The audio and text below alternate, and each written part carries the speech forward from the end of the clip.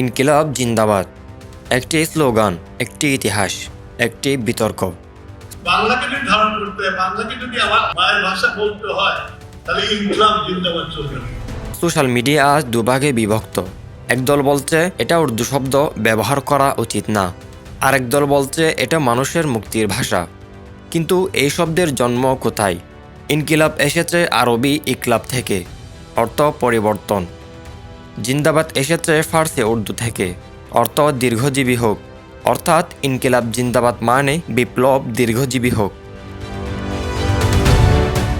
1921 সাল, ব্রিটিশ শাসনের সময় এই স্লোগান প্রথম উচ্চারণ করেন মাওলানা হযরত মোহানি।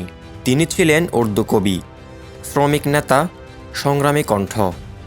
সামাজিক ও অর্থনৈতিক বৈষম্যের বিরুদ্ধে তিনি এই শব্দকে অস্ত্র বানান। এরপর এই স্লোগান পৌঁছে যায় আরেক কণ্ঠে, ভগৎ সিং। সাল 1929 সালে আদালতে দাঁড়িয়ে ভগৎ সিং স্পষ্ট করেন ইনকিলাব মানে বোমা নয়, ইনকিলাব মানে অন্যায় ব্যবস্থাকে বদলে দেওয়া। সেখান থেকে এই স্লোগান হয়ে ওঠে উপনিবেশী বিরোধী সংগ্রামের প্রতীক। সময়ের সাথে সাথে এটি ছড়িয়ে পড়ে পুরো মহাদেশে। রাজনৈতিক মতাদর্শ বদলেছে, দল বদলেছে, কিন্তু স্লোগান এখনও টিকে আছে।